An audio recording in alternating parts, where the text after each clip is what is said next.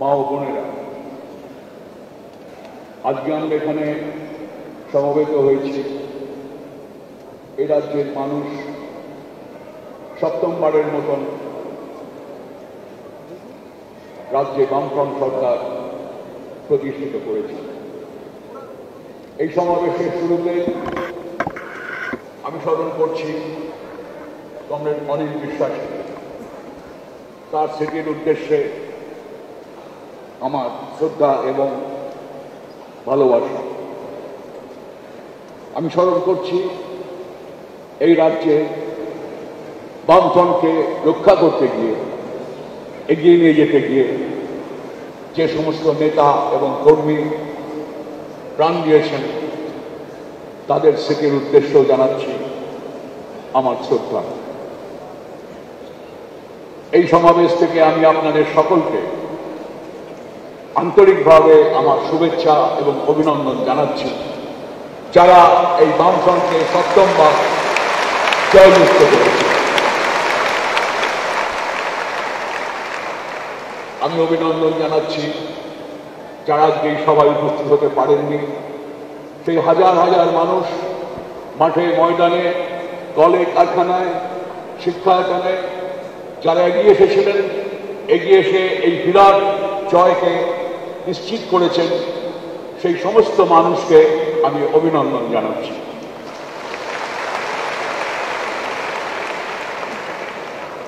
আমি অভিনন্দন জানাচ্ছি সেই সমস্ত মানুষকেও, এই নির্বাচনে যাদের সমর্থন আমরা পাইনি সেই মানুষকেও আমি আপনাদের এই মঞ্চ থেকে তাদের শুভেচ্ছা এবং অভিনন্দন জানাচ্ছি। এই কারণেই জানাচ্ছি, আপনারা শুনলেন যে এই জয় নিশ্চিতভাবেই এক বিরাট জয়। দেশের ইতিহাসে, বিদেশের ইতিহাসে এই জয় খুব সচরাচর ঘটে না। রাজ্যে 50% মানুষ, অর্ধেক মানুষ আমাদের সমর্থন করেছে, কিন্তু আমরা ভুলতে পারছি না যে রাজ্যের এক অর্ধাংশ মানুষ এখনো আমাদের সমর্থন করেননি। সেই কারণে আমি কথা এই মঞ্চ থেকে বলতে চাই, আগামী দিনে আমাদের সমস্ত কর্মসূচি যখন আমরা রচনা করব, আমরা কখনোই যে মানুষ আমাদের সমর্থন করেননি তাদের আমরা উপেক্ষা করব না, তাদের আমরা ভুলে যাব না।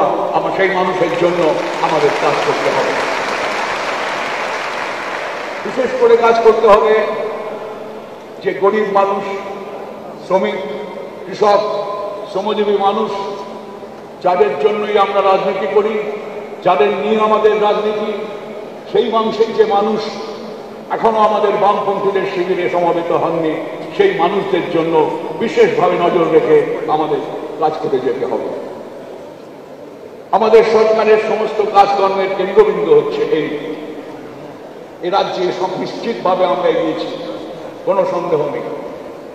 এদেশের মানুষ জানেন, বিদেশের মানুষ জানেন আমাদের সাফল্য, কিন্তু আমরা সেই সাফল্যের পাশাপাশি আমরা সচেতন আছি যে এখনো এ রাজ্যের মানুষ একটি অংশ, তারা এখনো দারিদ্র্য সীমার নিচে বাস করেন, তারা গরিব। এই রাজ্যে এখনো আছে কিছু দারিদ্র্য পীড়িত গ্রাম, যে গ্রামে মানুষ আছেন সেই গ্রামে মানুষের চোখের জল এখনো মোছেনি। অনেক গ্রাম আছে, অনেক বাড়ি আছে যে বাড়িতে এখনো আলো জ্বলেনি। সেই মানুষের জন্য আমাদের সেই মানুষকে লক্ষ্য রেখে আমাদের বিশেষ করে কাজ করে যেতে হবে। বিশেষ করে পিছিয়ে পড়া মানুষ, তপশিলি জাতি, আদিবাসী, সংখ্যালঘু মানুষ এবং আমাদের সমাজে বিভিন্ন কারণে পিছিয়ে পড়া যারা মহিলা সম্প্রদায়, তাদেরও জন্য আমাদের কাজ বেশি গুরুত্ব দিতে হবে এবং তাদের এগিয়ে নিয়ে আসতে হবে এই উন্নয়নের কর্মকাণ্ডে। আগামী দিনে আমাদের সামনে বিরাট কাজ। এই সাফল্য আমাদের স্মরণ করিয়ে দিচ্ছে এই কাজকে আরো উন্নত, আরো ত্বরান্বিত করা এবং আমাদের রাজ্যের সামগ্রিক অর্থনীতিতে আমাদের যা লক্ষ্য, কৃষি, শিল্প, শিক্ষা, বিজ্ঞান, সংস্কৃতি, নগরায়ন, সবকিছুর ক্ষেত্রে আমাদের কাজকে আরো একটু উন্নত পর্যায়ে নিয়ে যেতে হবে। এই কৃষি এবং শিল্পের এই সমস্ত কর্মকাণ্ডের মধ্যে কেন্দ্রীয় বিষয় হল রাজ্যে নতুন কর্মসংস্থানের পথ খুলতে হবে। হাজার হাজার যুবক যুবতী আমাদের দিকে তাকিয়ে আছে, তারা চাইছেন কাজ। কেউ লেখাপড়া শিখেছেন, কেউ অল্প শিখেছেন, কেউ বেশি শিখেছেন। হাজার হাজার ছেলে মেয়েরা আমাদের দিকে তাকিয়ে আছে, কাজ চাই, কাজ। সেই কারণেই আমাদের কাজ করে যেতে হবে। কৃষিতে যে সাফল্য এসেছে সেই সাফল্যকে সম্মত করে আরো কাজ সৃষ্টি করতে হবে। শিল্পে যে বিনিয়োগ আসছে সেই বিনিয়োগকে মাথায় রেখে আরো বেশি শিল্প, আরো বেশি পুঁজি, আরো বেশি বাণিজ্যিক লেনদেন এর মধ্যে দিয়ে আমাদের রাজ্যকে এগিয়ে নিয়ে যেতে হবে।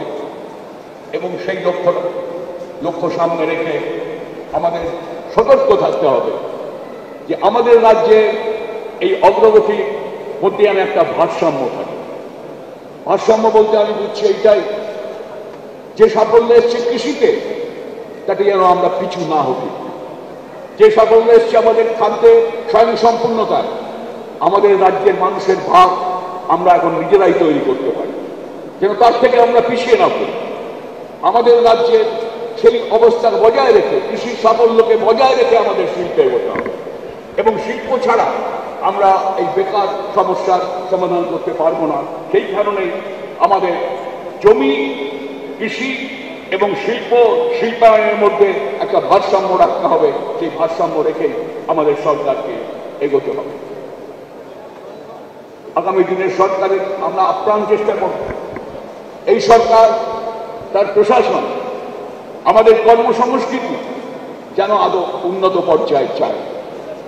কর্মসংস্কৃতি যখন আমরা বলি তখন শুধু আমরা কয়েকজন কর্মচারীর কথা লক্ষ্য রেখে আমরা বলি। আমি আমার মন্ত্রিসভা সদস্যদের বলেছি, আমাদের মন্ত্রিসভার আমাদেরও কর্মসংস্কৃতিকে আরো উন্নত করতে হবে। আমাদের শুধু মন্ত্রীদের নেতৃত্ব করতে হবে এই কর্মসংস্কৃতি উন্নয়নের জন্য। আমাদের আধিকারিকরা, আমাদের কর্মচারীরা, তাদেরও কর্মসংস্কৃতি আরো উন্নত করতে হবে। মানুষ এটা চান, মানুষ দেখতে চান এমন প্রশাসন, যে প্রশাসন সুশৃঙ্খল, যে প্রশাসন নিয়মানুবর্তিতা মেনে চলে, যে প্রশাসন মানুষের সঙ্গে ভালো ব্যবহার করে, যে প্রশাসন সংবেদনশীল, যে প্রশাসন দুর্নীতিকে ঘৃণা করে, দুর্নীতি দেখলে তাকে দমন করে। এই হচ্ছে আমাদের প্রশাসন। এই মানুষ, আমাদের রাজ্যের মানুষ সেটা দেখতে চান। আমরা জানি 29 বছর আমাদের অনেক সাফল্য এসেছে। এই সাফল্য না আসলে মানুষের সমর্থন আমরা পেতাম না।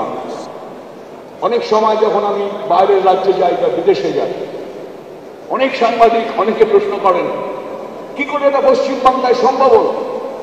আপনারা দীর্ঘ 29 বছর কি করে ক্ষমতায় আছেন? এবং তারা বলেন মাঝে মাঝে যে কথা আপনারাও জানেন, প্রতিষ্ঠান বিরোধী হওয়া। আমরা বলি অবশ্যই প্রতিষ্ঠান বিরোধী হওয়া, যে কোনো সরকার তার সম্মুখীন হতে হবে।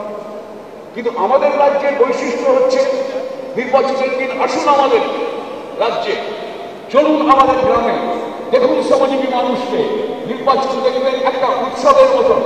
মানুষ এখানে জানেন বামপন্থীরা মানে কি। মানুষ এখানে জানেন বামপন্থীরা মানে হচ্ছে জমির লড়াই, বামপন্থীরা মানে হচ্ছে ক্ষেতমজুরের লড়াই, বর্গদারদের লড়াই, শ্রমিকদের লড়াই, কর্মচারীদের লড়াই। এই সমস্ত লড়াইয়ের মধ্যে দিয়ে বামফ্রন্ট সরকার এই শক্তিকে, মানুষের এই শক্তিকে খানিকটা প্রতিষ্ঠান বিরোধী হালকা হাওয়ায় উড়িয়ে দেওয়া যাবে না। আমাদের শক্তির ভিত্তি অনেক গভীরে, সেই গভীরের মধ্যে দাঁড়িয়ে আমরা এই পথে এগিয়ে যাব। কিন্তু আমরা জানি অনেক কাজ এখনো অসম্পূর্ণ, অনেক কাজ আর উন্নত করার প্রশ্ন আছে। যে কাজ আমরা করছি, সে কৃষিতে হোক, শিল্পে হোক, শিক্ষায় হোক, স্বাস্থ্যে হোক, নগরায়নে হোক, পানীয় জল হোক, বিদ্যুৎ হোক, অনেক কাজ এখনো অসম্পূর্ণ, অনেক কাজ এখনো বাকি। মানুষের মনে অনেক প্রত্যাশা, সেই প্রত্যাশার কাছাকাছি আমাদের যেতে হবে। জানি আমরা পরিস্থিতি খুব জটিল এবং কঠিন পরিস্থিতি।